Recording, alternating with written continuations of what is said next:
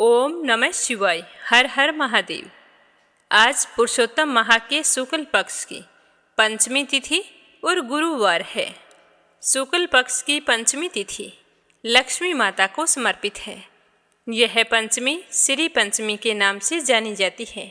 पुरुषोत्तम माह में आने के कारण इसका महत्व और भी अधिक बढ़ गया है। पुरुषोत्तम माह में आने वाला गुरुवार भी बहुत ही अधिक पुण्यदायी और फलदायी होता है, क्योंकि यह महीना और गुरुवार का दिन भगवान श्री हरि विष्णु देव को समर्पित है।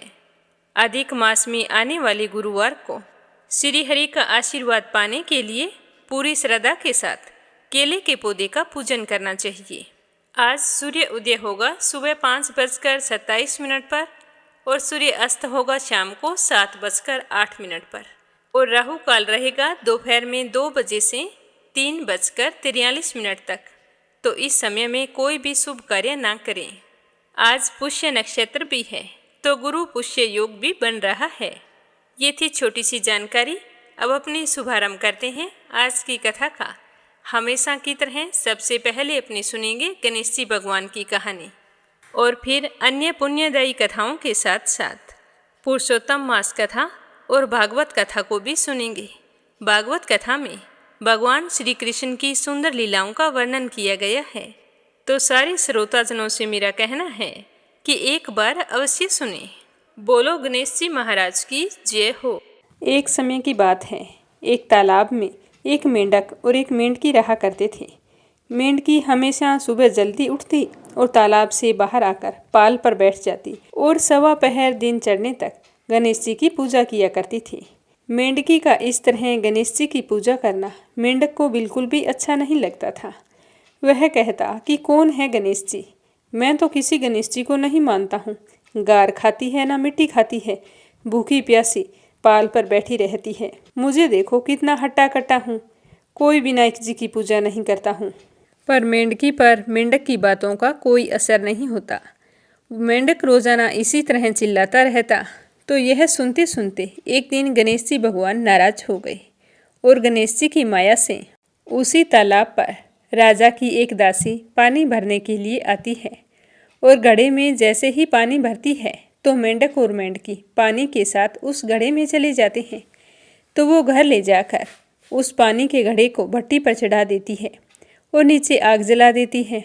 तो जैसे ही पानी गर्म होता है तो मेंढक तो बुरी तरह से जलने लगता है और ज़ोर ज़ोर से चीखने लगता है और मेंढकी अपने गणेश जी की पूजा में लगी रहती है। तो वो कहता है कि मेंढकी कि मैं तो गर्म पानी में जल रहा हूँ और तुम आराम से बैठी हो। तो वो बोली, नहीं, मैं तो बिल्कुल नहीं जल रही, मुझे तो ठंडी ठंडी हवा आ रही है। तो मेंढक कहने लगा, कैसी बातें कर रही हो, घड़े के अंदर पानी उबल रहा है और तुम कह रही हो कि मुझे तो ठंडी हवा आ रही है। तो मेंढकी कहने लगी कि मैं तो गणेश जी की पूजा करती हूँ और गणेश जी भगवान मेरी रक्षा करते हैं। तो यह सुनकर मेंढक कहने लगा कि आज तुम तेरे गणेश जी का ध्यान कर, हम इस मुसीबत से छूट जाएं, हमारी जान बच जाए। फिर आज के बाद मैं भी तुम्हारे साथ रोजाना सवा पहर दिन चढ़ने तक गणेश जी की पूजा किया करूँगा। तब तक कुछ नहीं खाऊंगा, पूजा करने के बाद ही गार मिट्टी खाया करूँगा। तो मेंढक के कहने पर मेंढकी ने मन ही मन गणेश जी का स्मरण किया। तो गणेश जी की माया से वहाँ 2 सांड लड़ते हुए आए और उस मटके से टकरा गए। मटका फूट गया और मेंढक मेंढकी बाहर निकलकर तालाब में पहुँच गए। अब मेंढक को गणेश जी की माया समझ में आ गई। अब वो भी रोजाना मेंढकी के साथ सवा पहर दिन चढ़ने तक तालाब की पाल पर बैठकर गणेश जी भगवान की पूजा अर्चना किया करता था। हे गणेश जी महाराज, जैसे आपने मेंढक मेंढकी की रक्षा की, वैसे ही हमारी और हमारे परिवार की रक्षा करना, सुख समृद्धि सुख सौभाग्य बनाए रखना। बोलो गणेश जी महाराज की जय हो। माँ लक्ष्मी की कृपा पाने के लिए सुनते हैं माँ महालक्ष्मी की कथा। पुराने समय की बात है कि एक गांव था जिसमें एक गरीब ब्राह्मण रहता था। वह भगवान श्री हरि विष्णु का परम भगत था। नियमित रूप से विष्णु जी की पूजा करता था। ऐसा करते करते सालों बीत गए। उस ब्राह्मण की गरीबी दूर नहीं हुई। भगवान ने एक दिन देखा कि आंधी हो या तूफान, यह मेरे मंदिर जरूर आता है, किसी भी हाल में मेरी पूजा करना नहीं छोड़ता। तो मुझे इसे दर्शन देने चाहिए। तो दूसरे दिन जैसे ही ब्राह्मण सुबह स्नान आदि करके विष्णु जी के मंदिर पूजा पाठ करने के लिए गया, जैसे ही उसने पूजा पाठ समाप्त की तो भगवान श्री हरि विष्णु उस ब्राह्मण की पूजा से प्रसन्न होकर उसे दर्शन देकर वरदान मांगने को कहा। तो वह ब्राह्मण साक्षात भगवान के दर्शन पाकर बहुत ही प्रसन्न हुआ और हाथ जोड़कर प्रणाम करके कहने लगा कि हे विष्णु देव, अगर आप मुझसे खुश हैं तो मुझे यह आशीर्वाद दें कि लक्ष्मी जी का निवास मेरे घर में हो। मैं अपने घर के सदस्यों को देखकर बहुत ही परेशान रहता हूँ, क्योंकि मुझसे उनकी ज़रूरतें पूरी नहीं होती। चाहे कितना भी काम करूँ, 2 वक्त का गुजारा मुश्किल से हो पाता है। अगर आपकी कृपा से लक्ष्मी जी का निवास मेरे घर में हो तो मैं अपने आप को धन्य समझूंगा। तो ब्राह्मण की यह बात सुनकर विष्णु जी कहने लगे कि लक्ष्मी प्राप्ति का उपाय मैं तुम्हें बताता हूँ, तुम उसे करना, लक्ष्मी जी का निवास तुम्हारे घर जरूर होगा। कल सुबह जल्दी आकर मंदिर के सामने बैठ जाना। यहाँ पर सुबह सवेरे जल्दी एक स्त्री आती है जो यहाँ आकर उपले थापती है। तुम ऐसा करना, उसे अपने घर जाने का निमंत्रण देना। वो धन की देवी है। जब लक्ष्मी जी तुम्हारे पास आएंगी तो तुम्हारा घर धन धान्य से भर जाएगा।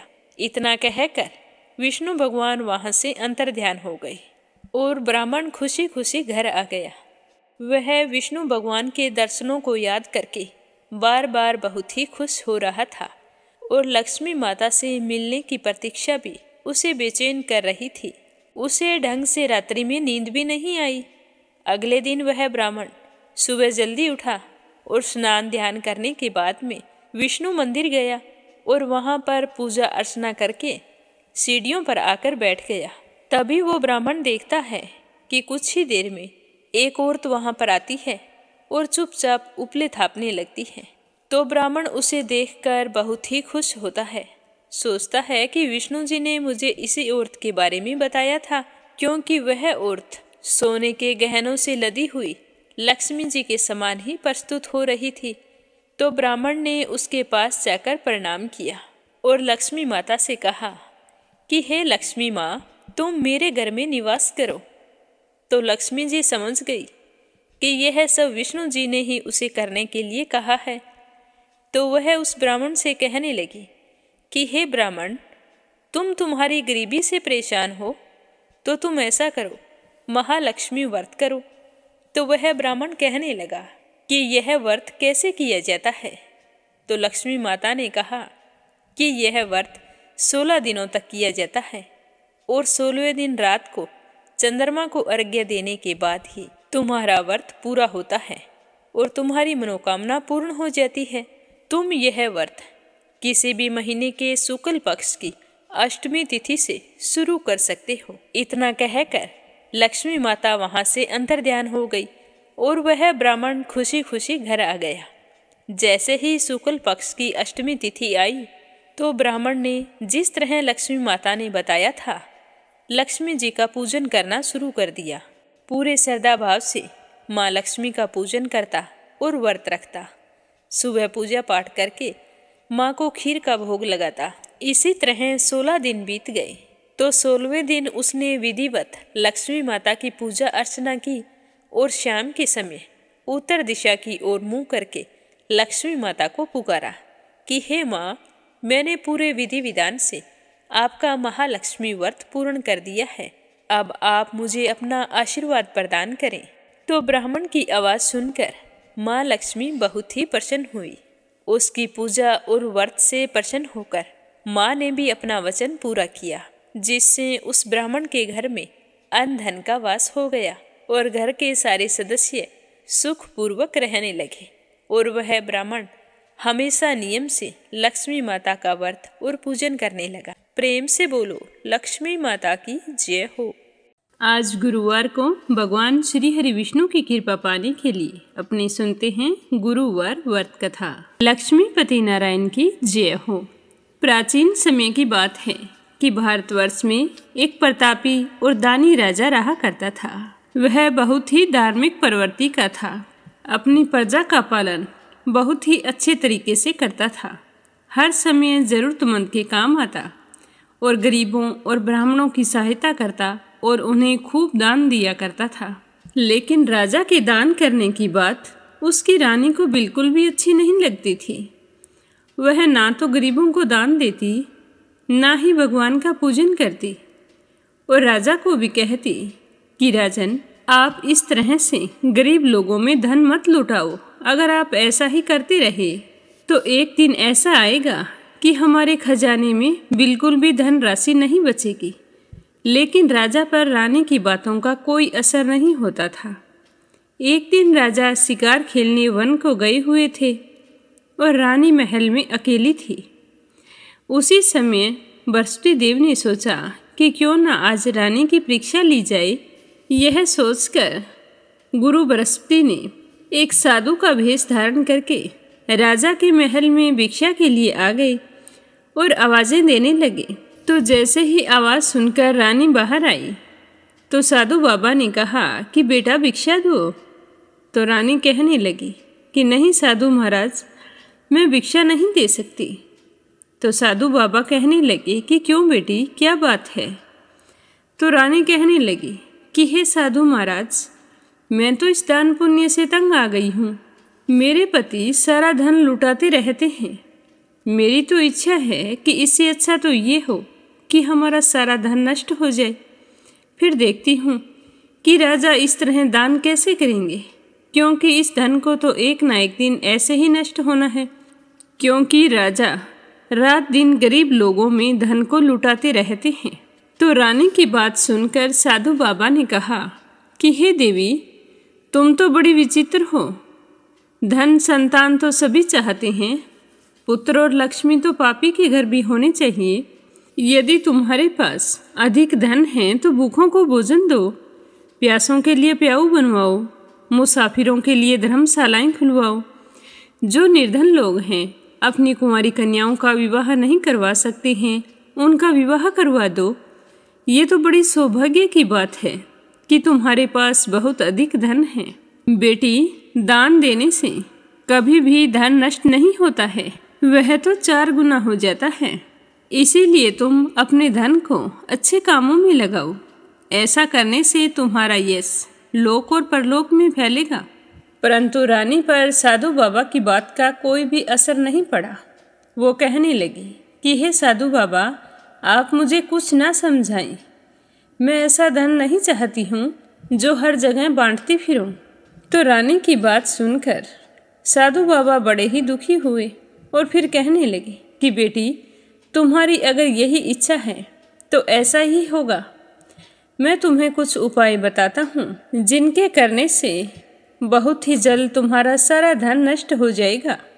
तुम गुरुवार के दिन घर को गोबर से लीपना, फिर सिर धोकर स्नान करना, भट्टी चढ़ाकर कपड़े धोना। ऐसा करने से सारा धन नष्ट हो जाएगा।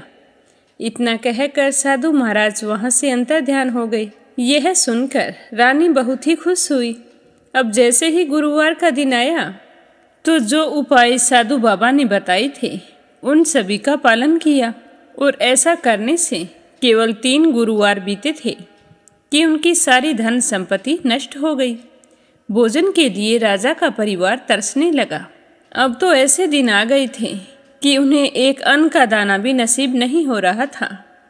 तो एक दिन राजा ने रानी से कहा कि रानी, तुम यहीं पर रहो, मैं दूसरे देश को जाता हूँ, क्योंकि यहाँ पर मुझे सारे लोग जानते हैं।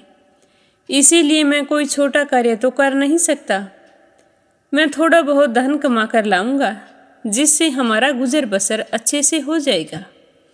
ऐसा कहकर राजा परदेश चले गए और वहाँ जाकर जंगल से लकड़ी काट कर लाते और शहर में बेच देते। तो इस तरह अपना जीवन यापन करने लगे। लेकिन लकड़ियाँ बेचने से राजा को ज़्यादा कुछ नहीं मिलता था। खुद का गुजारा बड़ी मुश्किल से होता था। और उधर पीछे राजा के जाते ही रानी और दासी बहुत ही दुखी रहने लगी। एक बार की बात है कि रानी और दासी को 7 दिन तक बिना भोजन के रहना पड़ा। दोनों भूख से व्याकुल हो उठी। तो रानी ने दासी से कहा कि दासी, पासी के नगर में मेरी बहन रहती है, वो बड़ी धनवान है, तो उसके पास जा और भोजन की सामग्री ले आना। उससे कहना कि आपकी बहन ने कहा है, ताकि हमारा कुछ दिन तक अच्छे से गुजर बसर हो जाए, वरना भूख के मारे मेरे तो प्राण निकल जाएंगे। तो दासी रानी के कहे अनुसार उनकी बहन के पास गई। उस दिन गुरुवार का दिन था और रानी की बहन उस समय गुरुवार की व्रत कथा सुन रही थी। दासी ने रानी के पास जाकर कहा कि हे रानी जी, आपकी बहन ने मुझे आपके पास भेजा है। लेकिन रानी ने सामने से कोई जवाब नहीं दिया। जब दासी को रानी की बहन से कोई उत्तर नहीं मिला तो वह बहुत ही दुखी हुई और भाग्य को कोसती हुई वापिस अपनी रानी के पास आ गई और आकर रानी को सारी बात बता दी कि आपकी बहन ने मेरी बात का कोई भी जवाब नहीं दिया है। तो दासी की बात सुनकर रानी कहने लगी कि जब अपने ही ग्रह खोटे हों तो क्यों कोई हमारी सहायता करेगा। और रानी की आंखें पानी से भर आई। और उधर रानी की बहन पूजा समाप्त करके उठी तो सोचने लगी कि मेरी बहन की दासी पता नहीं क्यों आई थी। मेरे नाम बोलने से वो अवश्य दुखी हुई होगी, मुझे जाना चाहिए। तो वह कथा और पूजन समाप्त करके जल्दी से अपनी बहन के घर आई और कहने लगी कि हे बहन, मेरा तो गुरुवार का व्रत था और मैं व्रत कथा सुन रही थी। जब तक कथा सुनते हैं तब तक ना तो बीच में उठते हैं और ना ही बोलते हैं, इसीलिए मैं चुपचाप बैठी थी। अब बताओ कि तुम्हारी दासी मेरे यहाँ क्यों गई थी। तो रानी कहने लगी कि बहन, मैं तुमसे क्या छिपाऊं? देखो, मेरे घर में खाने तक को अनाज नहीं है। हमारी आर्थिक स्थिति इतनी खराब हो गई है कि राजा को देश छोड़कर जाना पड़ा। पता नहीं वो कहाँ है, किस हाल में है। यह कहते कहते रानी की आंखें पानी से भर आई। उसने दासी समेत पिछले 7 दिनों तक भूखे रहने की बात भी अपनी बहन को विस्तार से बता दी। तो रानी की बहन कहने लगी कि देखो बहन, भगवान गुरुदेव सबकी मनोकामना पूर्ण करते हैं। देखो, शायद तुम्हारे घर में अनाज रखा हो। तो पहले तो रानी को विश्वास नहीं हुआ, पर बहन के बार बार आग्रह करने पर रानी ने अपनी दासी को अंदर भेजा। तो दासी ने अंदर जाकर देखा तो सचमुच एक अनाज से भरा हुआ घड़ा मिल गया। तो वह बहुत ही खुश हुई और बाहर आकर रानी से कहने लगी कि रानी साहिबा, देखो, अनाज से भरा हुआ घड़ा है। हमें तो इतने दिन तक दिखाई ही नहीं दिया। ये तो भगवान की ही कृपा है। तो यह सुनकर रानी बहुत ही खुश हुई। तो दासी कहने लगी कि हे रानी, अगर आपको बुरा ना लगे तो मैं एक बात कहूँ। हमें जब भोजन नहीं मिला था तो हम 7 दिन तक भूखे रहे थे। तो मेरा तो कहना यही है कि आप अपनी बहन से गुरुवार के व्रत की विधि और कथा पूछ लो, ताकि हम भी व्रत कर सकें। और व्रत करने से गुरु बृहस्पति देव हम पर प्रसन्न हो जाए तो हमारे भी दिन बदल जाएंगे। तो दासी की बात सुनकर रानी ने अपनी बहन से पूजा की सारी विधि पूछी। तो उसकी बहन ने बताया कि गुरुवार के दिन चने की दाल और मुनक्का से भगवान विष्णु का केले की जड़ में पूजन करें तथा घी का दीपक जलाएं, व्रत कथा सुने और पीला ही भोजन करें और इस दिन नमक ना खाएं। इससे गुरु बृहस्पति देव बहुत ही प्रसन्न होते हैं। इस तरह व्रत और पूजन की सारी विधि बताकर रानी की बहन अपने घर चली गई। 7 दिन के बाद जब गुरुवार का दिन आया, रानी और दासी दोनों ने व्रत रखा। गुड़साल में जाकर चना और गुड़ ले आई।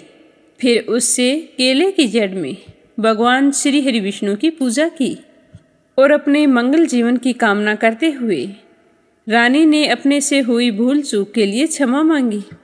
पूजा पाठ करने से दोनों को बहुत ही खुशी हुई, लेकिन फिर दोनों सोचने लगी कि पीला भोजन कहाँ से आएगा। यह सोच सोचकर दोनों बड़ी ही दुखी हो रही थी। उन्होंने पूरे श्रद्धा भाव से व्रत रखा था। तो गुरु बृहस्पति देव उनसे बहुत ही प्रसन्न थे। तो उन्होंने एक साधारण व्यक्ति का रूप धारण किया और 2 थालों में सुंदर पीला भोजन लाकर दासी को पकड़ाकर चले गए। भोजन देखकर दासी बहुत ही खुश हुई। फिर थाल लेकर अंदर आई और रानी से कहने लगी कि देखो रानी, भगवान ने हमारे लिए पीला भोजन भेजा है। तो रानी और दासी दोनों प्रेम पूर्वक भोजन करने लगी। उसके बाद से वे सभी गुरुवार को व्रत और पूजन करती। तो गुरु भगवान की कृपा से उनके पास फिर से धन संपत्ति आ गई। परंतु रानी फिर से पहले की तरह आलस्य करने लगी। तो एक दिन दासी रानी को समझाने लगी कि हे रानी, पहले भी तुम्हारे पास धन था तो तुम इसी तरह आलस्य करती थी। दान करने में, धन रखने में बहुत कष्ट होता था। तुम्हारी ही गलती की वजह से हमारा सारा धन नष्ट हो गया और हम दाने दाने के मोहताज हो गए। और अब हमें विष्णु भगवान की कृपा से धन मिला है तो तुम फिर से आलस्य करने लगी हो। हे रानी, मैं नहीं चाहती कि जो दुख हमने भोगे थे वो हमें फिर से भोगने पड़े। हे रानी, हमने बड़ी मुसीबतों के बाद यह धन पाया है, इसीलिए हमें इस धन को दान पुण्य में लगाना चाहिए। भूखे मनुष्यों को भोजन करवाओ, धन को शुभ कार्यों में खर्च करो, जिससे तुम्हारे कुल का यश बढ़ेगा, स्वर्ग की प्राप्ति होगी और तुम्हारे पितर प्रसन्न होंगे। तो दासी की बात सुनकर रानी ने अपने धन को शुभ कार्यों में खर्च करना शुरू कर दिया, जिससे पूरे नगर में उसका यश फैलने लगा, जिससे रानी को बहुत ही खुशी होती थी। अब रानी में आलस्य बिल्कुल भी नहीं रहा। पर राजा के तो वही हाल थे। जंगल में जाते, लकड़ियां काट कर लाते और फिर उन्हें बाजार में बेचकर अपने लिए भोजन की व्यवस्था करते। तो एक दिन राजा बहुत ही दुखी हो गए और एक पेड़ के नीचे आसन जमाकर बैठ गए। अपने पुराने दिनों को याद करके और आज की हालत देखकर राजा व्याकुल हो गए और दुखी होकर राजा रोने लगे। उस दिन गुरुवार का दिन था। तो राजा ने देखा कि निर्जन वन में एक साधु प्रकट हुए हैं। वो साधु के भेष में स्वयं गुरु भगवान थे। वो लकड़हारे बने राजा के सामने आए और कहने लगे कि हे लकड़हारे, तू इस सुनसान जंगल में चिंता मगन क्यों बैठा है? तो लकड़हारे ने दोनों हाथ जोड़कर प्रणाम किया और कहा कि हे साधु महाराज, आप तो सब कुछ जानने वाले हैं, मैं क्या कहूँ। इस तरह कहकर राजा रोने लगे और साधु को अपनी आत्मकथा सुनाई। तो लकड़हारे की बात सुनकर साधु बाबा ने कहा कि तुम्हारी पत्नी ने गुरुवार के दिन गुरु भगवान का निरादर किया है, जिसके कारण रुष्ट होकर उन्होंने तुम्हारी यह दशा कर दी है। अब तुम सारी चिंता छोड़ दो और मेरे कहने पर चलो, तुम्हारे सारे कष्ट दूर हो जाएंगे और भगवान विष्णु तुम्हें पहले से भी अधिक धन संपत्ति देंगे। तुम ऐसा करना कि गुरुवार के दिन कथा करना, व्रत रखना, 2 पैसे के चने मुनक्के लाकर उसका प्रसाद तैयार करना और 1 लोटा शुद्ध जल से भरकर उसमें शक्कर मिलाकर अमृत तैयार करना।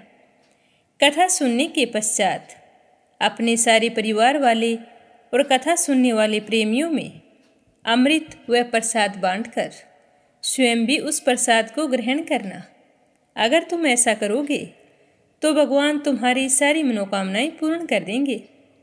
तो साधु के ऐसे वचन सुनकर लकड़हारा कहने लगा कि हे प्रभु, मुझे लकड़ी बेचकर इतना धन नहीं मिलता है कि मैं भोजन कर लेने के पश्चात भी कुछ बचा सकूं।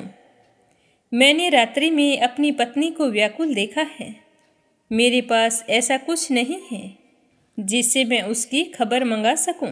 तो लकड़हारे की बात सुनकर साधु बाबा कहते हैं कि तुम किसी बात की चिंता मत करो। गुरुवार के दिन तुम रोजाना की तरह लकड़ियां लेकर जब शहर को जाओगे तो तुमको रोजाना से दुगना धन प्राप्त होगा, जिससे तुम भली भांति भोजन कर लोगे और बृहस्पति देव की पूजा का सामान भी आ जाएगा। इतना कहकर साधु बाबा अंतर्ध्यान हो गए। धीरे धीरे दिन बीतते गए। फिर वही गुरुवार का दिन आया। लकड़हारा जंगल से लकड़ी काटकर जब शहर में बेचने के लिए गया तो उस दिन उसे और दिन से अधिक पैसा मिला, जिसे पाकर वह बहुत ही खुश हुआ और भगवान का धन्यवाद करने लगा। फिर लकड़हारे बने राजा ने चना और गुड़ आदि लाकर गुरुवार का व्रत किया तो उसी दिन से उसके सभी कलेश दूर हो गए। परंतु जब दोबारा गुरुवार का दिन आया तो राजा व्रत रखना भूल गया और इससे गुरु बृहस्पति देव नाराज हो गए। उस दिन उस नगर के राजा ने विशाल यज्ञ का आयोजन किया था तथा शहर में यह घोषणा करवाई थी कि कोई भी मनुष्य अपने घर में भोजन नहीं बनाएगा और ना ही आग जलाएगा। अगर किसी ने भी मेरी आज्ञा का पालन नहीं किया तो उसे फांसी की सज़ा दी जाएगी। तो इस तरह की घोषणा सारे नगर में करवा दी गई। राजा की आज्ञा के अनुसार सारे लोग राजा के यहाँ जाकर भोजन करने लगे, लेकिन लकड़हारा कुछ देर से पहुँचा, इसीलिए राजा उसे अपने साथ घर लेकर आ गए और घर पर एक कमरे में बैठाकर भोजन करवा रहे थे। तो उसी समय रानी की दृष्टि उस खूंटी पर पड़ी जिस पर उसका नौलखा हार टंगा हुआ था। तो वो हार वहाँ पर दिखाई नहीं दिया। तो रानी ने सोचा कि ज़रूर इसी मनुष्य ने मेरा हार चुराया है। तो रानी ने उसी समय सिपाहियों को बुलाकर उसे कैद खाने में डलवा दिया। लकड़हारा बेचारा बहुत ही दुखी हुआ कि जो गुनाह मैंने किया ही नहीं उसकी सज़ा मुझे भुगतनी पड़ रही है। ना जाने मैंने पूर्व जन्म में कौन से बुरे कर्म किए थे जिसकी वजह से मुझे आज इतने दुख उठाने पड़ रहे हैं। तो इसी तरह दुखी होता हुआ वह लकड़हारा उसी साधु बाबा को याद करने लगा जो जंगल में मिला था। तो सच्चे मन से याद करते ही गुरु बृहस्पति देव साधु के रूप में वहाँ पर प्रकट हो गए और लकड़हारे की दशा को देखकर कहने लगे कि अरे मूर्ख, तूने गुरुदेव की कथा नहीं की और ना ही व्रत किया है, इसी कारण तुझे ये दुख प्राप्त हुआ है। लेकिन अब तुम्हें चिंता करने की कोई आवश्यकता नहीं है। अब की बार गुरुवार का दिन आएगा तो तुम्हें कारागार के दरवाजे पर 4 पैसे पड़े मिलेंगे। तो उनसे बृहस्पति देव की पूजा करना और व्रत रखना, ते सारे कष्ट दूर हो जाएंगे। ऐसा कहकर साधु बाबा अंतर्ध्यान हो गए और लकड़हारा गुरुवार का इंतजार करने लगा। जैसे ही गुरुवार का दिन आया तो लकड़हारे ने कारागार के दरवाजे की तरफ देखा तो वहाँ पर 4 पैसे पड़े थे। देखकर वह बहुत ही खुश हुआ और उन्हें उठाकर बृहस्पति देव की पूजा करने लगा। और पूजा समाप्त होने पर उसने बड़े ही विनम्र भाव से भगवान से कहा कि हे भगवान, मैं तो अनजान और अज्ञानी हूँ। मैं व्रत और पूजा पाठ के बारे में कुछ भी नहीं जानता हूँ। अगर मुझसे कुछ भूल चूक हो गई हो तो मुझे क्षमा करना। हे भगवान, मेरे दुख दूर करो। मैं अपने घर जाना चाहता हूँ। तो गुरुदेव उसकी पूजा से बहुत ही प्रसन्न हुए और उसी रात नगर के राजा को स्वप्न में जाकर कहा कि हे राजन, तुमने जिस आदमी को कारागार में बंद किया है वह निर्दोष है और वह एक राजा है। तुम सुबह होते ही उसे छोड़ देना। तुम्हारी रानी का हार उसी खूंटी पर टंगा हुआ है। अगर तुम ऐसा नहीं करोगे तो मैं तुम्हारा धन और राज्य सब कुछ नष्ट कर दूंगा। तो इस तरह रात्रि के स्वप्न को याद करके राजा प्रातःकाल उठते ही खूंटी पर टंगे हुए हार को देखा और फिर लकड़हारे को बुलाकर उसे क्षमा मांगी।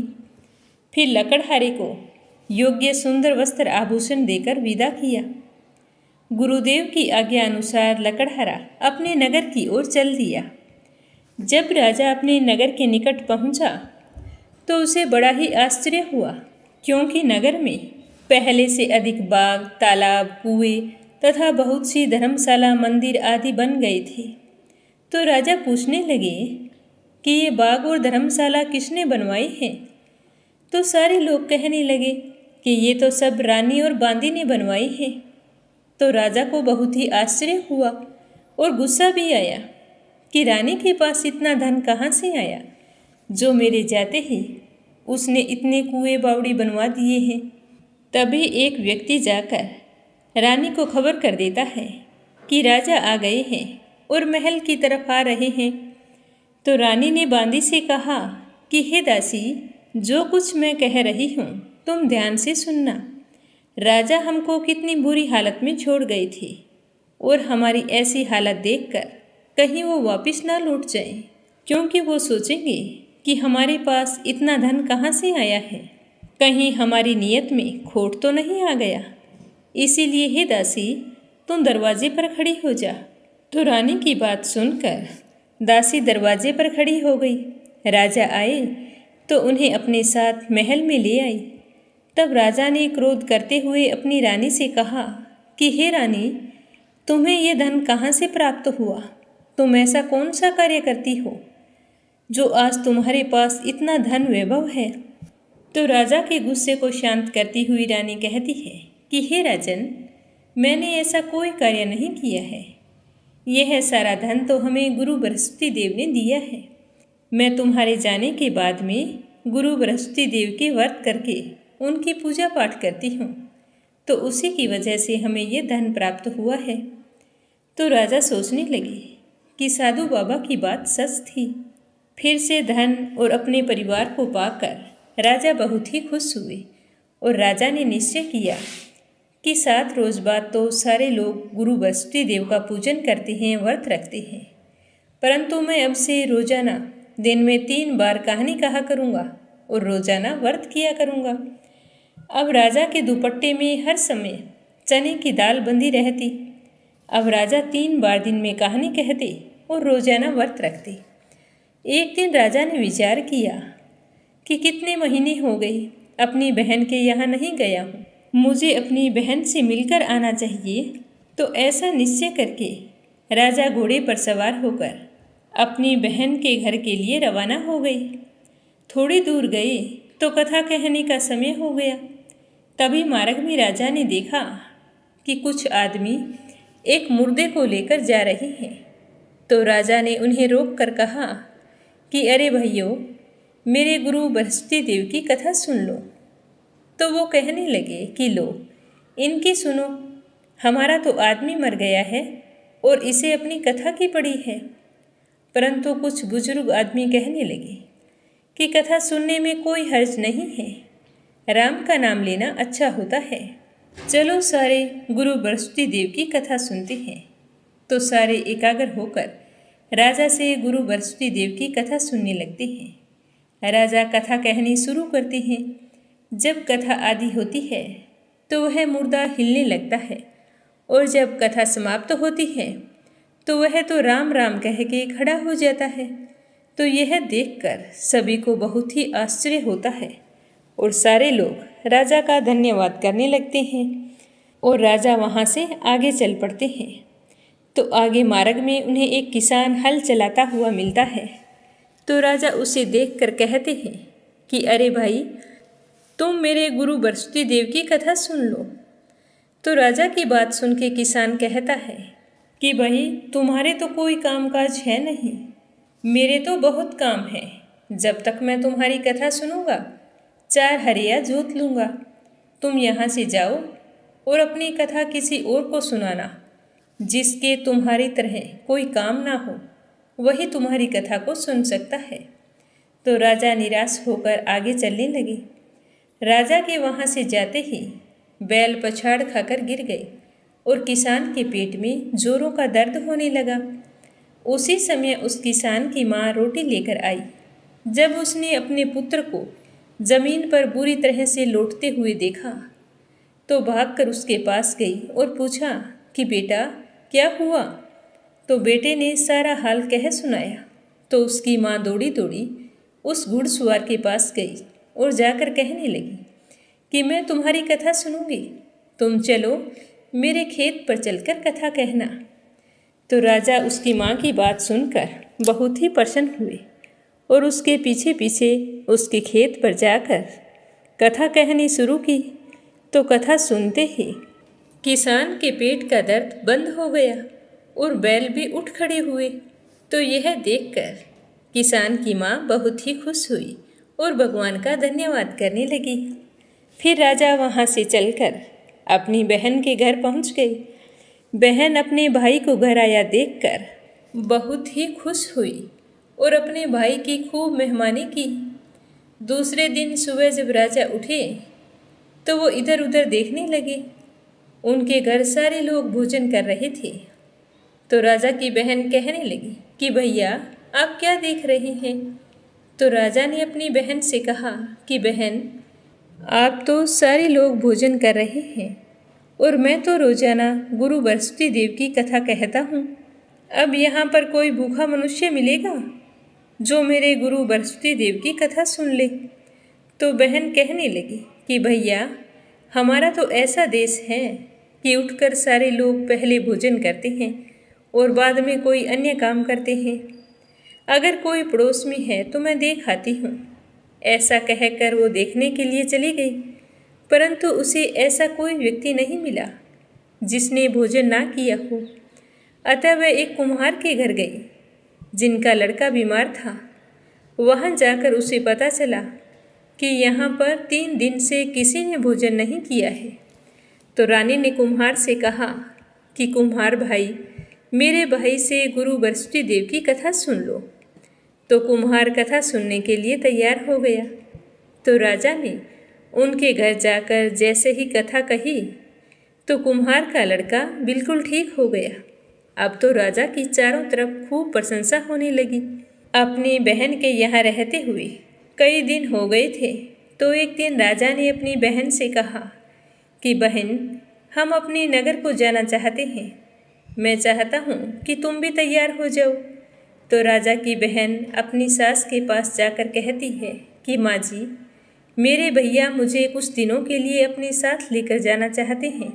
तो उसकी सास कहती है कि हाँ हाँ, क्यों नहीं, चली जा, परंतु अपने लड़कों को साथ लेकर मत जाना, क्योंकि तेरे भाई के कोई औलाद नहीं है और हमारे बच्चों के साथ कहीं कोई ऊंच नीच हो गई तो हम क्या करेंगे। तो वह अपने भाई के पास आकर कहती है कि भैया, मैं तो चलूँगी, पर मेरा कोई भी बालक हमारे साथ नहीं जाएगा। तो राजा कहने लगे कि बहन, जब कोई बालक ही नहीं जाएगा तो तुम चलकर क्या करोगी। और राजा मन ही मन बड़े ही दुखी हुए। दुखी मन से अपने नगर को लौट आए। तो रानी ने आते ही पूछा कि राजन, आप इस तरह से उदास क्यों हैं, क्या बात है। तो राजा की आंखों में आंसू आ गए। तो रानी ने पूछा कि राजन, आपकी आंखों में आंसू, क्या बात हो गई, वहाँ पर सारे कुशल मंगल तो थे ना। तो राजा ने सारी बात बताते हुए कहा कि मेरी बहन अकेली आ रही थी, अपने बच्चों को ससुराल में छोड़ के आ रही थी, क्योंकि हम निर्वंशी हैं, हमारा तो मुंह देखने का भी धर्म नहीं है। इस तरह कहते हुए राजा रोने लगे। तो रानी उन्हें चुप कराती हुई कहने लगी कि हे प्रभु, गुरु बृहस्पति देव ने हमें सब कुछ दिया है और मुझे पूरा विश्वास है कि औलाद भी अवश्य ही देंगे। पर राजा बड़े ही उदास थे। उस दिन उन्होंने भोजन नहीं किया, भूखे प्यासे सो गए। तो उसी रात को गुरु बृहस्पति देव ने राजा को स्वप्न में दर्शन देकर कहा कि हे राजा, सारे सोच त्याग दे, तेरी रानी गर्भ से है। तो राजा यह बात सुनकर बहुत ही खुश हुए। सुबह होते ही राजा ने यह खबर रानी को सुनाई। तो राजा और रानी दोनों बहुत ही खुश हुए और अपनी संतान का बड़ी ही बेसब्री से इंतजार करने लगे। 9 महीने पूरे होने पर रानी ने बहुत ही सुंदर पुत्र को जन्म दिया। राजा पुत्र जन्म से बहुत ही खुश थे। फिर रानी के पास आकर कहते हैं कि हे रानी, स्त्री भोजन के बिना रह सकती है, परंतु कहे बिना नहीं रह सकती। फिर भी मैं आपसे कुछ कहना चाहता हूँ। जब मेरी बहन यहाँ पर आए तो तुम उससे कुछ मत कहना।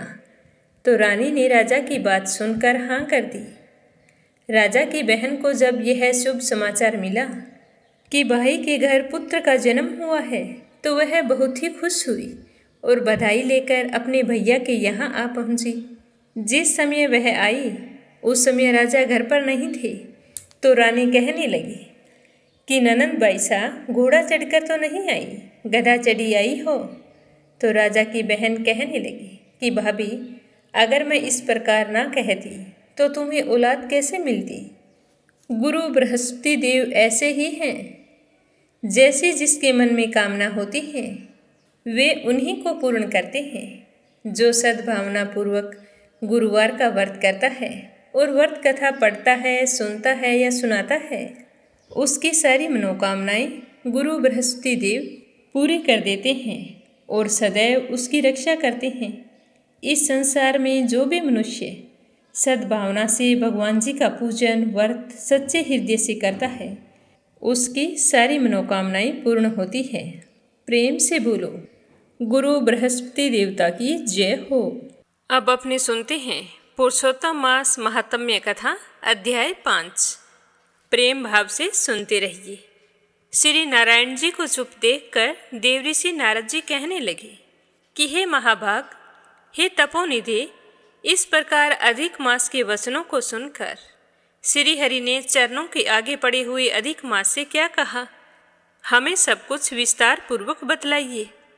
तो श्री नारायण जी कहने लगे कि हे देवऋषि, जो श्री हरि विष्णु जी ने मल मास के प्रति कहा वह सब हम तुम्हें विस्तार से बता रहे हैं, तुम ध्यान लगाकर सुनना। आप तो धन्य हैं जो इस तरह की सत कथा हमसे पूछते रहते हैं। मल मास के मूर्छित हो जाने पर श्री हरि के नेत्र से संकेत पाए हुए गरुड़ मूर्छित मल मास को अपने पंख से हवा करने लगे। हवा लगने पर अधिक मास फिर से होश में आ गया और उठकर कहने लगा कि हे प्रभु, यह हमें रुचता नहीं है, हमें तो बस मरना है। अधिक मास कहने लगा कि हे जगत को उत्पन्न करने वाले विष्णु भगवान, हे जगतपते, आप मेरी रक्षा करो, रक्षा करो। मैं तुम्हारी शरण में आया हूँ, तो आज आप मेरी उपेक्षा कैसे कर रहे हैं। इस प्रकार कहकर मल मास कांपते हुए घड़ी घड़ी विलाप करने लगा। तो उस पर दया करके श्री हरि विष्णु भगवान कहने लगे कि उठो उठो, तुम्हारा कल्याण हो। हे वत्स, इस तरह दुखी मत हो। हे निरीश्वर, तुम्हारा दुख मुझको दूर होता हुआ ज्ञात नहीं होता है, लेकिन मैं तुम्हारे दुख को दूर करके ही रहूँगा। ऐसा कहकर श्री हरि विष्णु भगवान मन ही मन क्षण भर सोचते रहे और फिर मल मास से कहने लगे कि हे वत्स, योगियों को भी दुर्लभ जो गोलोक हैं, तुम मेरे साथ वहाँ चलो। वहाँ भगवान श्री कृष्ण पुरुषोत्तम ईश्वर रहते हैं। गोपियों के समुदाय के मध्य में स्थित 2 भुजा वाले मुरली को धारण किए हुए नवीन मेघ के समान श्याम, लाल कमल के समान सदृश नेत्र वाले, शरद पूर्णिमा के चंद्रमा के समान अति सुंदर मुख वाले, करोड़ों कामदेव के लावण्य की मनोहर लीला के धाम पीतांबर को धारण किए हुए, माला पहने, वन माला से विभूषित, उत्तम रतन धारण किए हुए, प्रेम के भूषण, भक्तों के ऊपर दया करने वाले, चंदन चर्चित सर्वांग, केस्तूरी और केसर से युक्त वक्ष स्थल में श्रीवत चिन्ह से सुशोभित, कौस्तुभ मणि से विराजित, श्रेष्ठ से श्रेष्ठ रत्नों के सार से रचित किरीट वाले, कुंडलों से प्रकाशमान, रत्नों के सिंहासन पर बैठे हुए, पार्षदों से घिरे हुए जो हैं, वही पुराण पुरुषोत्तम पर ब्रह्मा हैं। वे सर्वत्र स्वतंत्र हैं, ब्रह्मांड के बीच सबके आधार, परे से भी परे, निष्प्रह निर्विकार, परिपूर्णतम, प्रभु माया से परे, सर्वशक्तिमान, गुण रहित, नित्य शरीरी, ऐसे प्रभु जिस गोलोक में रहते हैं, हम दोनों वहाँ चलते हैं। वहाँ श्री कृष्ण तुम्हारा दुख अवश्य दूर कर देंगे, ऐसा मेरा विश्वास है। ऐसा कहकर विष्णु भगवान अधिक मास का हाथ पकड़कर उसे गोलोक में ले गए, जहाँ पहले के प्रलय के समय वे अज्ञान रूप महान अंधकार को दूर करने वाले, ज्ञान रूप मार्ग को दिखाने वाले केवल ज्योति स्वरूप थे। जो ज्योति करोड़ों सूर्य के समान प्रभा वाली, नित्य, असंख्य और संसार की कारण थी। तथा उनकी स्वेच्छा में विभूति ही वह अतिरेक की चरम सीमा को प्राप्त थी, जिस ज्योति के अंदर ही मनोहर तीनों लोक विराजित हैं। हे देवऋषि नारद जी, उसके ऊपर अविनाशी ब्रह्मा की तरह गोलोक विराजित है। 3 करोड़ योजन का चौतरफा जिसका विस्तार है, मंडलाकार जिसकी आकृति है, लहराता हुआ साक्षात मूर्तिमान तेज का स्वरूप है, जिसकी भूमि रतन में है। योगियों द्वारा स्वप्न में भी जो अदृश्य है, परंतु जो विष्णु जी के भक्तों से गम्य और दृश्य है। ईश्वर ने योग द्वारा जिसे धारण कर रखा है, ऐसा उत्तम लोक अंतरिक्ष में स्थित है। आदि व्याधि, बुढ़ापा, मृत्यु, शोक, भय आदि से रहित है। श्रेष्ठ रत्नों से भूषित उस गोलोक के नीचे 50 करोड़ योजन के विस्तार के भीतर दाहिने बैकुंठ है और उसके बाईं ओर उसी के समान मनोहर शिवलोक स्थित है। 1 करोड़ योजन विस्तार के मंडल का बैकुंठ सुशोभित है। वहाँ सुंदर पीतांबरधारी वैष्णव रहते हैं। उस बैकुंठ में रहने वाले शंख, चक्र, गदा आदि धारण किए हुए लक्ष्मी जी के समान चतुर्भुज हैं। उस बैकुंठ में रहने वाली स्त्रियां बजते हुए नूपुर और करदनी धारण करती है। सारी की सारी लक्ष्मी जी के समान ही रूपवती है। गोलोक के बाईं तरफ जो शिवलोक है, उसका 1 करोड़ योजन विस्तार है और वह प्रलय शून्य है। सृष्टि में पार्षदों से युक्त रहता है। बड़े भाग्यवान शंकर जी के गण वहाँ निवास करते हैं। शिवलोक में रहने वाले सब लोग सर्वांग बसम धारण किए और नागों का यज्ञोपवीत धारण किए हुए, अर्धचंद्र जिनके मस्तक में शोभित हैं, त्रिशूल और पटीसधारी, सबके सब गंगा को धारण किए हुए वीर हैं। वे सारे शंकर जी के समान ही जयशाली हैं। गोलोक के अंदर अति सुंदर एक ज्योति है। वह ज्योति परम आनंद को देने वाली और बराबर परमानंद का कारण है। योगी लोग बराबर योग द्वारा ज्ञान चक्षु से आनंदजनक, निराकार और परे से भी परे उस ज्योति का ध्यान करते हैं। उस ज्योति के अंदर अत्यंत सुंदर एक रूप है, जो कि नील कमल के पत्तों के समान श्याम, लाल कमल के समान नेत्र वाले, करोड़ों शरद पूर्णिमा के चंद्रमा के समान शोभायमान मुख वाले, करोड़ों कामदेव के समान सौंदर्य की लीला का सुंदर धाम 2 भुजा वाले, मुरली हाथ में लिए, मंद हास्य युक्त पीतांबर धारण किए, श्रीवत्स चिन्ह से शोभित वक्ष स्थल वाले, कौस्तुभ मणि से सुशोभित, करोड़ों उत्तम रत्नों से जटित चमचमाते किरीट और कुंडल को धारण किए, रत्नों के सिंहासन पर विराजमान, वनमाला से सुशोभित वही श्री कृष्ण नाम वाले पूर्ण पर ब्रह्मा है। अपनी ही इच्छा से संसार को नचाने वाले, सबके मूल कारण, सबके आधार, परे से भी परे छोटी अवस्था वाली, निरंतर गोप वेश को धारण किए हुए, करोड़ों पूर्ण चंद्रमाओं की शोभा से संयुक्त, भक्तों के ऊपर दया करने वाले, निष्प्रय, विकार रहित, परिपूर्णतम स्वामी रास मंडप के बीच में बैठे हुए शांत स्वरूप, रास के स्वामी, मंगल स्वरूप, मंगल करने के योग्य, समस्त मंगलों के भी मंगल, परमानंद के राजा, सत्य स्वरूप, कभी भी नाश न होने वाले, विकार रहित, समस्त सिद्धों के स्वामी, संपूर्ण सिद्धि के स्वरूप, अशेष सिद्धियों के दाता, माया से रहित, ईश्वर, गुण रहित, नित्य शरीरी, आदि पुरुष, अव्यक्त, इस तरह अनेकों नाम हैं। और इन्हीं अनेकों नामों द्वारा स्तुति किए जाने वाले नित्य, स्वतंत्र, अद्वितीय, शांत स्वरूप, भक्तों को शांति देने में प्रायण, ऐसे परमात्मा के स्वरूप को शांति प्रिय, शांत और शांति प्रायण जो विष्णु भक्त हैं, वे ध्यान करते हैं। इस प्रकार के स्वरूप वाले भगवान कहे जाने वाले वही एक आनंद कंद श्री कृष्ण चंद्र हैं। इस तरह बताते हुए नारायण जी सतव स्वरूप विष्णु अधिक मास को साथ लेकर बहुत ही जल्द पर ब्रह्मा युक्त गोलोक में पहुंच गए। आज का अध्याय समाप्त हुआ। प्रेम भाव से सुनने के लिए आप सभी का बहुत बहुत धन्यवाद। अब अपने सुनते हैं भागवत कथा का आगे का अध्याय। प्रेम भाव से सुनते रहिए। बोलो श्री हरि विष्णु भगवान के अनंत स्वरूपों की जय हो। श्री सुखदेव जी कहने लगे कि हे राजन, गोपियों का जीवन भगवान की रति है, प्रेम है।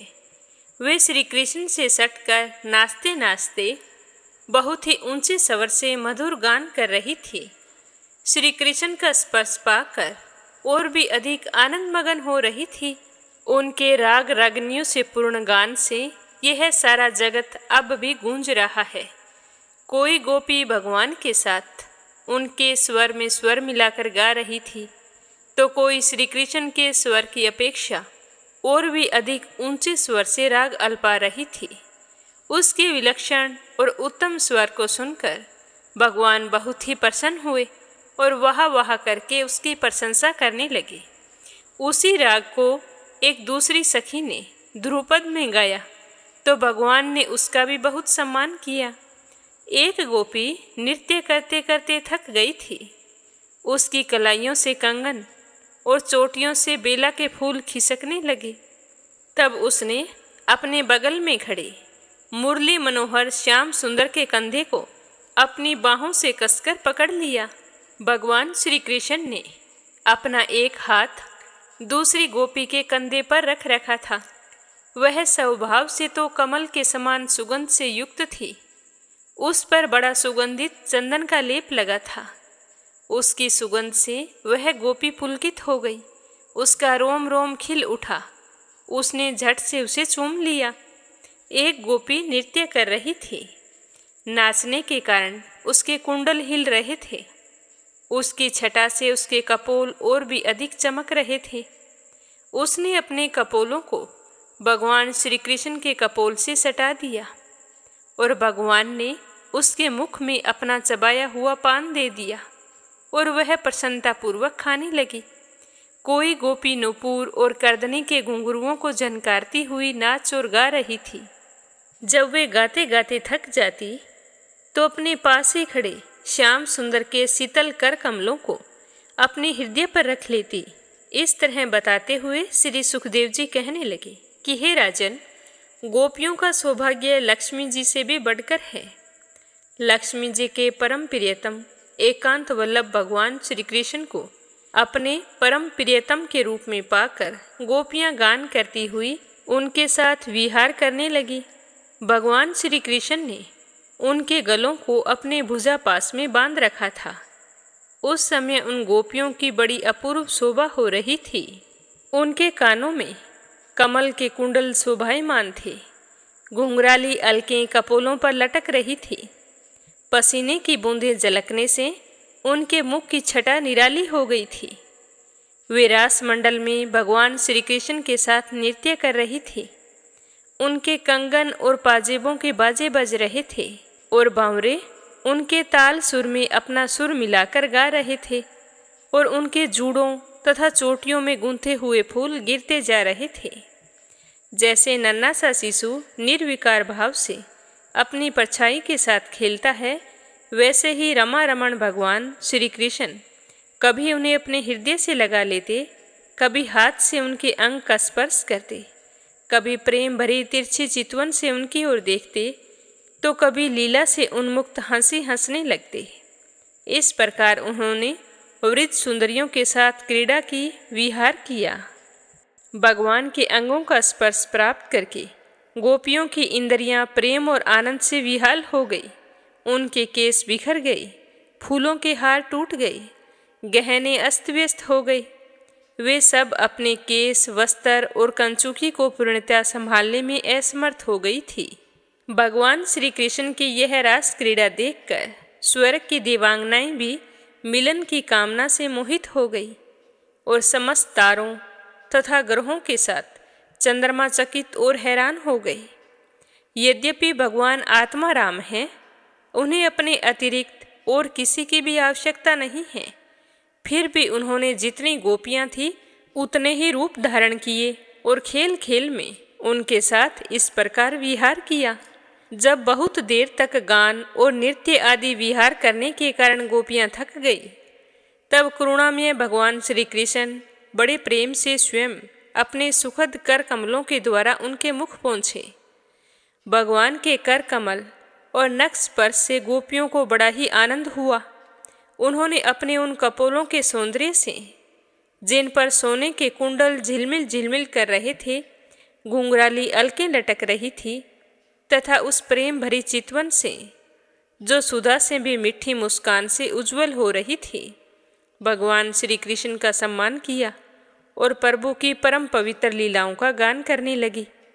इसके बाद जैसे थका हुआ गजराज, वेद की मर्यादा का अतिक्रमण करने वाले भगवान ने अपनी थकान दूर करने के लिए गोपियों के साथ जल क्रीड़ा करने के उद्देश्य से यमुना जी के जल में प्रवेश किया।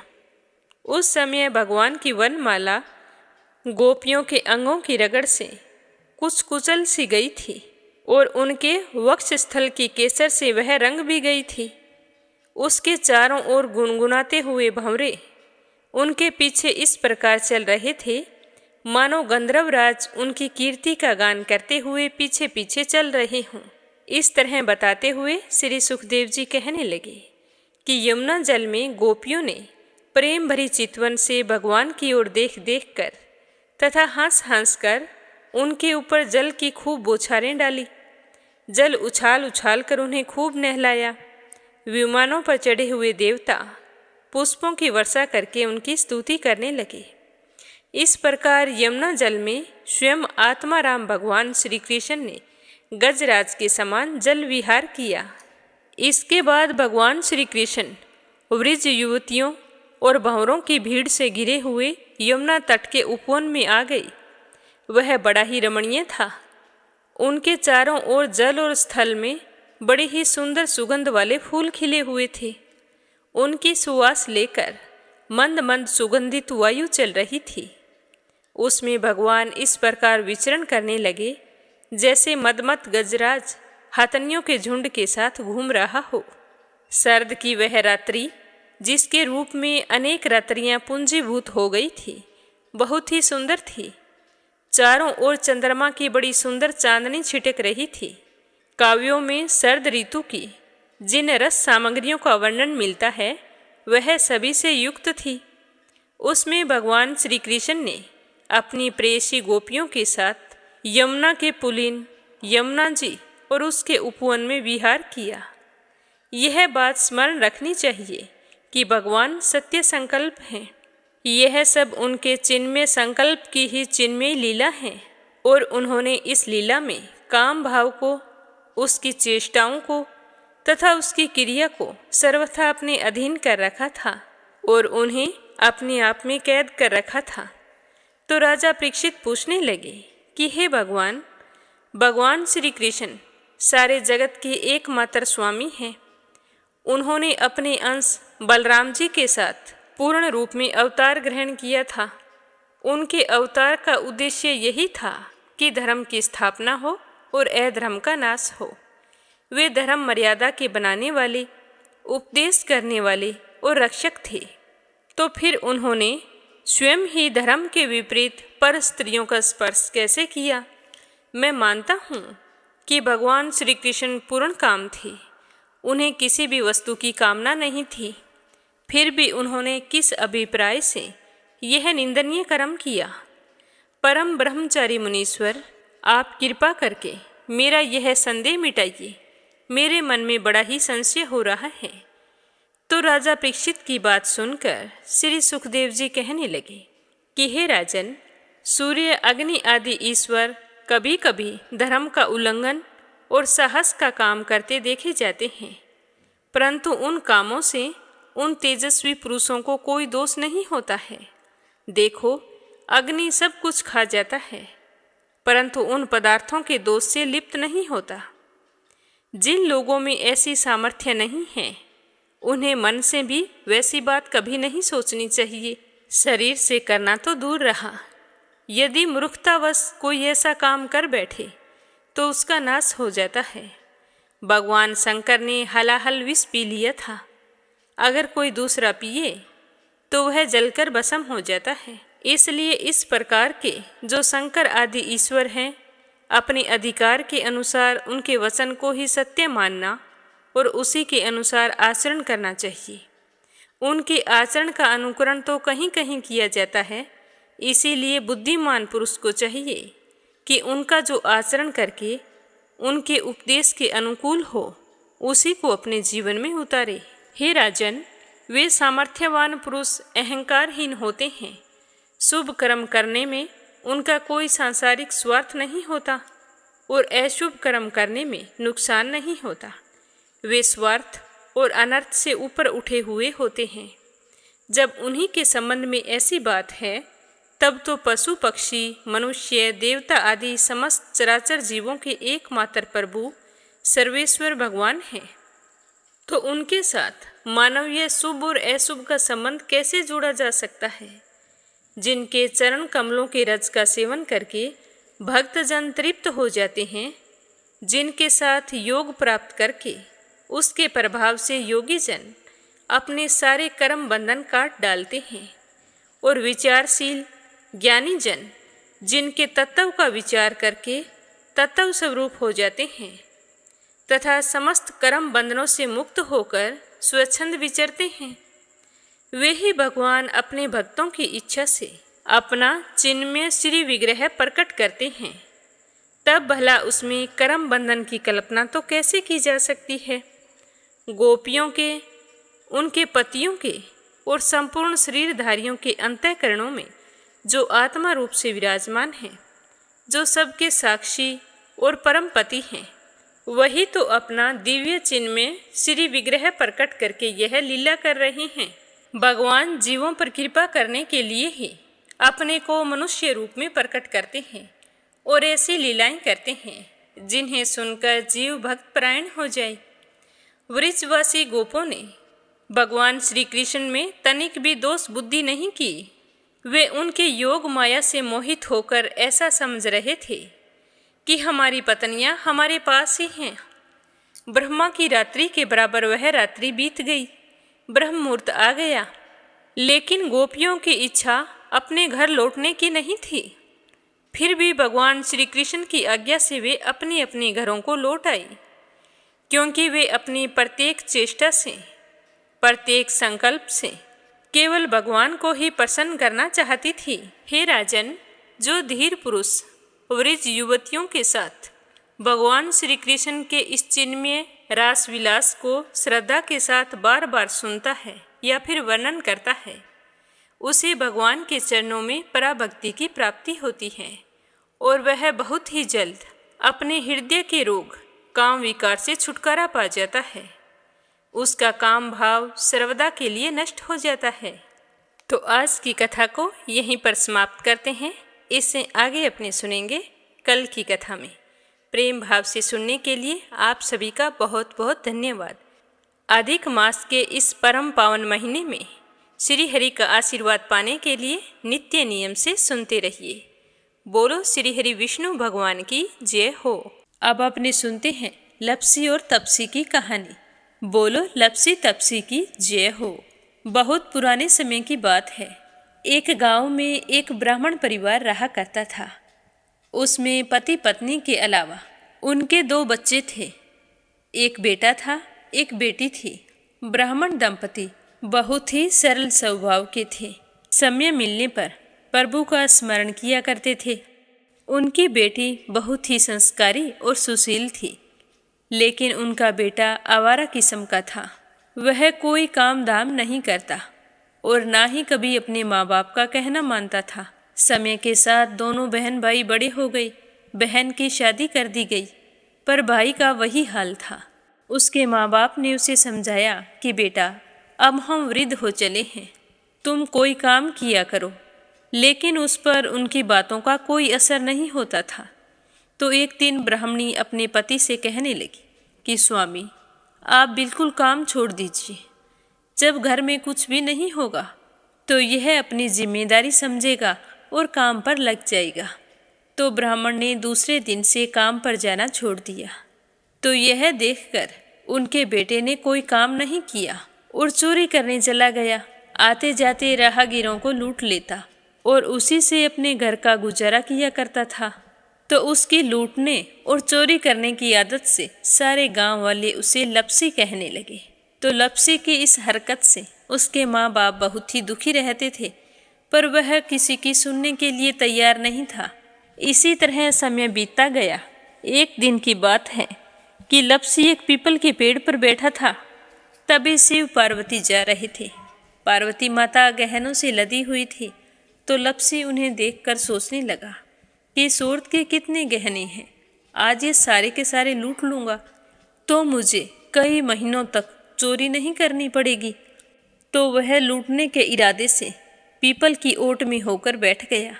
जैसे ही शिव पार्वती वहाँ से जाने लगे तो लप्सी एकदम से शिव पार्वती के सामने आकर कहने लगा कि जल्दी से जितने सारे गहने पहन रखे हैं उतार दो। तो पार्वती माता कहने लगी कि तुम चोरी क्यों करती हो, तुम्हें पता है चोरी करना पाप है। तो लप्सी कहने लगा कि क्या करूं, घर पर मेरे माँ बाप हैं, मेरी एक भांजी है, उनके लिए दोनों समय भोजन की व्यवस्था कहाँ से करूं, मुझे कोई काम तो आता नहीं है। तो लप्सी की बात सुनकर पार्वती माता कहने लगी कि तुम जो चोरी करके पाप करते हो, इस पाप का भागी कौन बनेगा। तो लप्सी कहने लगा कि मेरे घर वाले सारे बनेंगे। तो पार्वती माता कहने लगी कि कोई नहीं बनेगा, पाप के भागी केवल तुम बनोगे। तो लप्सी कहने लगा कि मैं लूट खोस कर उन्हीं के लिए लेकर जाता हूँ, तो पाप के भागी तो उन्हें बनना ही पड़ेगा। तो लप्सी की बात सुनकर पार्वती माता ने हंसकर कहा कि हम यहीं पर बैठे हैं और तुम अपने घर जाओ, अपने घर वालों से पूछो कि कोई तुम्हारे पाप का भागी बनेगा क्या। तो यह सुनकर लप्सी भागा भागा अपने घर आया और अपनी माँ के पास गया और कहने लगा कि माँ, मैं चोरी करके लाता हूँ, राह चलते राहगीरों को लूटता हूँ, तुम्हारे लिए ही तो करता हूँ। तो तुम मुझे एक बात बताओ, चोरी करने से जो पाप लगता है तो आप मेरे पाप के भागी बनोगे। तो लप्सी की बात सुनकर उसकी माँ कहने लगी कि बेटा, मैंने तो तुमसे नहीं कहा कि तुम चोरी करके लाओ, तुम कमा कर लाओ, हमें तो 2 वक्त की रोटी चाहिए, मैं तो तुम्हारे पाप की भागी नहीं बनूंगी। तो माँ के मुंह से इस तरह की बात सुनकर लप्सी तो हैरान हो गया। फिर वह अपने पिताजी के पास गया और जाकर कहने लगा कि पिताजी, मैं जो कुछ भी लूट खोस के लाता हूँ वो आपके लिए ही तो लाता हूँ। देखो मैंने लूट कर कितना धन इकट्ठा कर लिया है, कितने ऐशो आराम हैं तुम्हारे। अगर मैं चोरी नहीं करता तो क्या ये सब हमें मिलता। पिताजी, मैं तुमसे एक बात पूछता हूँ कि चोरी करने से पाप लगता है, तो उस पाप में आप मेरे भागीदार बनोगे क्या। तो लप्सी की बात सुनकर उसके पिताजी कहने लगे कि बेटा, मैंने नहीं कहा कि तुम चोरी करके लाओ, तुम कमा कर लाओ, मैं तुम्हारे पाप का भागी नहीं बनूंगा। तो माँ बाप के मुंह से इस तरह की बात सुनकर वह बहुत ही उदास हुआ और सोचने लगा कि मैं कितने महीनों से चोरी कर रहा हूँ, ना जाने मुझ पर कितना पाप चढ़ गया है, और ये तो बोल रहे हैं कि पाप के भागी हम नहीं बनेंगे, तो अब क्या होगा। तो वह बड़े ही दुखी मन से शिव पार्वती से मिलने के लिए चल पड़ा। जैसे ही घर से बाहर निकलने लगा तो उसकी छोटी सी भांजी दरवाजे पर खेल रही थी। उसे पता नहीं था कि पाप पुण्य क्या होता है, तो वो कहने लगी कि मामा, पाप की भागी मैं बनूंगी। तो उसके इस तरह कहते ही लप्सी ने उसे गोद में उठाया और चल पड़ा। शिवजी भगवान और पार्वती माता के पास जाकर कहने लगा कि घर वालों ने पाप का भागी बनने से मना कर दिया है और एक यही है जो पाप की भागी बनने को तैयार है। फिर लप्सी बड़े ही दीन स्वर में कहने लगा कि हे भगवान, मैं समझ गया हूँ कि चोरी करना पाप है। आज तक जो मैंने काम किया वो बहुत ही गलत था, लेकिन अब मैं इसका प्रायश्चित करना चाहता हूँ। अब तुम ही बताओ, मुझे मेरे पापों से मुक्ति कैसे मिलेगी। तो उसकी बात सुनकर शिव पार्वती बहुत ही खुश हुए और लप्सी को कच्चे सूत का एक छोटा सा गोला देते हुए कहा कि लप्सी, ये सूत लो और इस पीपल के चारों ओर परिक्रमा लगाओ। जब यह सूत समाप्त हो जाएगा तब तुम्हारे सारे पाप नष्ट हो जाएंगे। तो यह सुनकर लप्सी बहुत ही खुश हुआ। सोचने लगा कि छोटा सा गोला है, अभी लपेट कर घर चला जाऊंगा, उसके बाद में कभी कोई पाप नहीं करूंगा। फिर उसने अपनी बांजी को कंधे पर बैठाया और पीपल की परिक्रमा लगानी शुरू कर दी। अब भगवान का वह सूत खत्म कहाँ होने वाला था।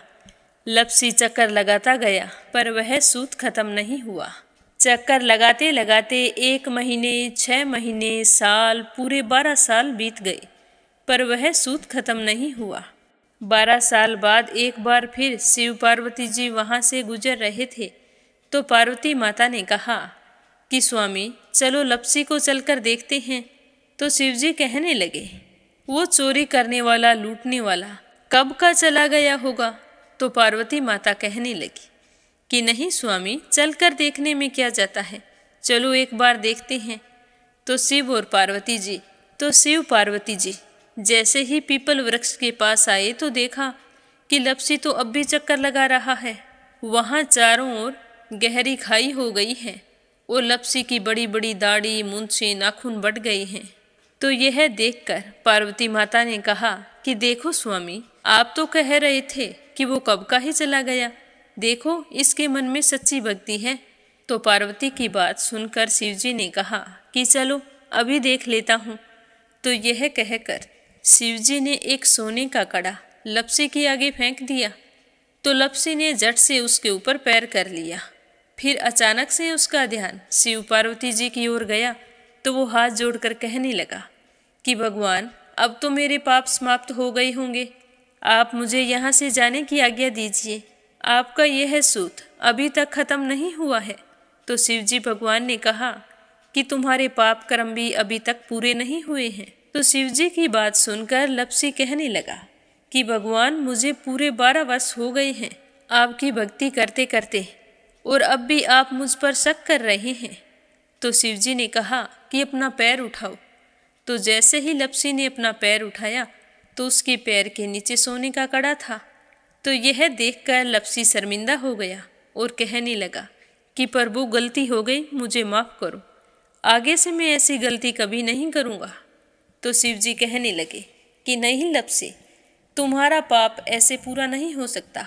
अब तुम्हें 12 वर्ष तक और इसी तरह परिक्रमा करनी होगी, उसी के बाद तुम्हारे पाप समाप्त होंगे। यह कहकर शिव पार्वती वहाँ से चले गए और वह फिर से पीपल के पेड़ की परिक्रमा करता रहा। करते करते 12 साल बीत गए। 12 साल बाद में शिव पार्वती जी वहाँ पर आए तो उन्होंने देखा कि आज भी वो वहीं पर चक्कर लगा रहा है। तो शिवजी ने फिर उसके सामने सोने की अंगूठी फेंकी पर उसने कोई ध्यान नहीं दिया। तो शिवजी भगवान प्रसन्न होकर कहने लगे कि हे लपसी, आज से तुम मेरी तपस्या करके तपसी बन गए हो। मैं तुम्हें वरदान देता हूँ कि तुम अपने जीवन में सारे सुखों को प्राप्त करेगा। और तूने 24 बरस तक मेरी भक्ति की है, इसका फल भी तुझे अवश्य मिलेगा। जो भी औरत गाय और कुत्ते की रोटी नहीं बनाएगी, उसका पुण्य फल तुम्हें मिलेगा। आंगन लीप कर दहलीज नहीं लीपेगी तो उसका पुण्य फल भी तुझे ही मिलेगा। अगर हमारे घर की बहन बेटी को हम सूट, तीवल या साड़ी भेंट स्वरूप देते हैं तो साथ में मोली का धागा और कुछ रुपए नहीं देंगे तो उसका पुण्य फल भी तुम्हें ही मिलेगा। अगर कोई दिए से दिया जलाएगा तो उसका पुण्य फल भी तुम्हें ही मिलेगा। अगर व्रत और पूजा पाठ में सारी कहानी सुन ले और तुम्हारी कहानी ना सुने तो उसका पुण्य फल भी तुम्हें ही मिलेगा। कहा जाता है कि तभी से सुबह पहली रोटी गाय की और सुबह की अंतिम रोटी छोटी बनाई जाती है और शाम को अंतिम रोटी बड़ी बनाई जाती है जो कुत्ते की होती है। और दिए से दिया भी नहीं जलाया जाता। और घर की बहन बेटियों को सूट और तीवल के साथ भेंट स्वरूप कुछ रुपए भी जरूर दिए जाते हैं। और उसी दिन से हर व्रत कथा के बाद में लपसी तपसी की कहानी जरूर सुनी जाती है। और कथा समाप्त होने पर कहा जाता है कि लपसी का फल लपसी को मिले, तपसी का फल तपसी को मिले। हमारी पूजा पाठ का, हमारे व्रत का और हमारी कहानी का पुण्य फल हमें मिले। बोलो लपसी तपसी की जय हो। तो ये थी लपसी और तपसी की कहानी। लपसी तपसी 2 भाई नहीं थे। लपसी और तपसी एक ही आदमी का नाम था। लूट कर लाता था, इसीलिए उसे लपसी के नाम से पुकारते थे। और फिर भगवान की तपस्या करने के कारण उसे तपसी के नाम से जाना जाने लगा। बोलो लपसी तपसी की जय हो। अब अपने सुनेंगे कथा सुनने वाले प्यारे श्रोताओं के नाम। तो आज का पहला कमेंट है संजय, सोनिया, हिताक्षी, दीपेश, मयंक हरियाणा से। दूसरा है अपराजिता मीना श्रीवास्तव नेपाल से। और तीसरा है संजना राजपूत अहमदाबाद से। सरला रानी करणपुर से। श्रीमती यशोदा अंजलि बबली विकी उड़ीसा से। आशा अग्रवाल, लड्डू, मोहित, अंकुर अग्रवाल आगरा से। श्रीमती शर्मा अलीगढ़ से। यूएन तिवारी, इंदिरा तिवारी लखनऊ से। रुक्मणी शर्मा अंबाला से। आशा शर्मा, विष्णु, ज्योति, अंशु भीलवाड़ा से। श्री सुरेंद्र कुमार सैनी, श्रीमती रजनी देवी दुआंसी लविसा सोनीपत से। परमेश्वरी रघुवीर सिंह दिल्ली से। पूनम यादव करेली से। रजनी बड़ोला उत्तराखंड से। राधा रोहिला दिल्ली से।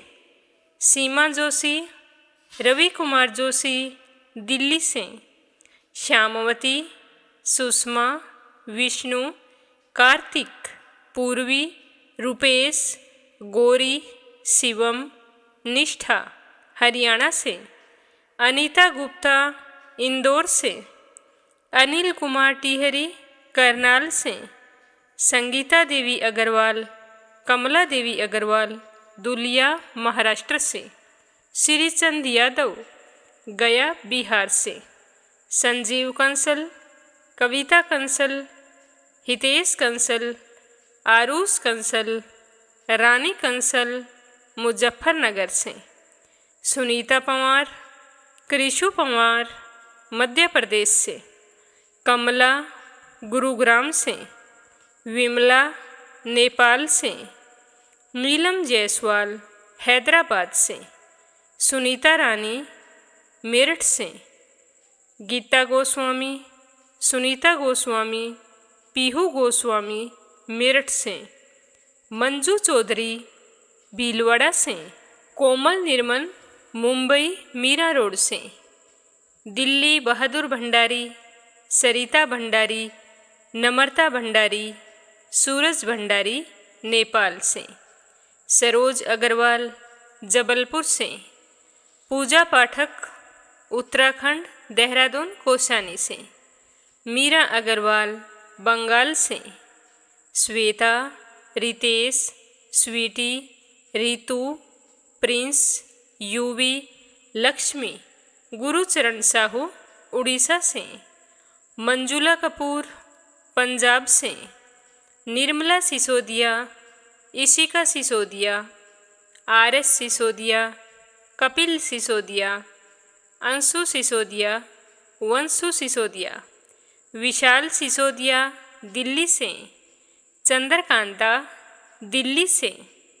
रेखा धर्मेंद्र शर्मा जयपुर से। इंदिरा रावत, मोहित रावत पलवल से। नंदा पांडुरंग पुजारी ब्रह्मपुरी महाराष्ट्र से। कमलेश भल्ला जम्मू से। इंदिरा रावत। 33 दीपक पूरे पुरुषोत्तम माह भी कर सकते हैं। अगर ऐसा संभव नहीं है तो आप एकादशी से लेकर पूर्णिमा तक करें। अगला कमेंट है उषा शर्मा सोजत सिटी से। निर्मला पांचाल करनाल से। किरण पानीपत से। सरिता द्विवेदी लखनऊ से। दीपिका यादव रायपुर से। दिव्यांशी बघेल, विमलेश बघेल, रितु बघेल, ब्रिजेंद्र सिंह राजस्थान से। बीना, देविका, कनिका, तुलसी वाशने अलीगढ़ से।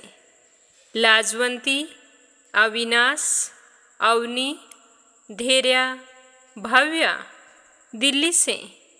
कुसुम देवी बांदीकुई से।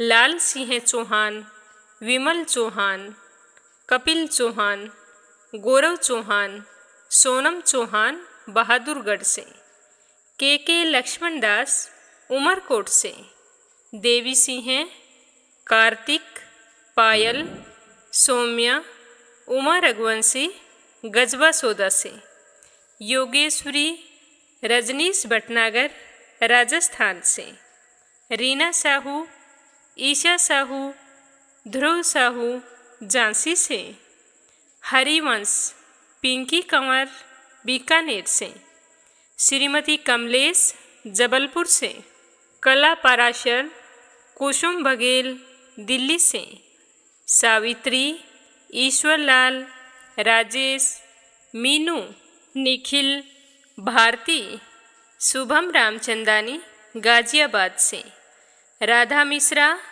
माधवी मिश्रा, गौरी मिश्रा, जानवी मिश्रा, शीलम मिश्रा, सचिन मिश्रा, सीता देवी मिश्रा बाराबंकी से, वैजयंती गुप्ता पटना से, स्मिता सीताराम गायकवाड़ महाराष्ट्र से, दिनेश वाधवानी महाराष्ट्र से, कुसुम दमानी मुंबई से, अंजू शर्मा सरसा से, सीताराम जायसवाल, शकुंतला जायसवाल वाराणसी से, विपिन कुमार भटनागर, पाखी, दीपा, माही हरियाणा से।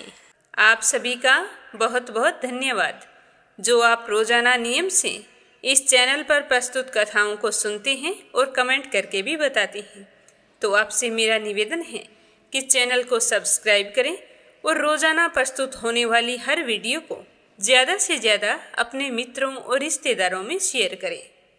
आप सभी के सुख सौभाग्य की कामना करते हुए आज के लिए बस इतना ही। कल फिर मिलेंगे, तब तक के लिए ओम नमः शिवाय। हर हर महादेव।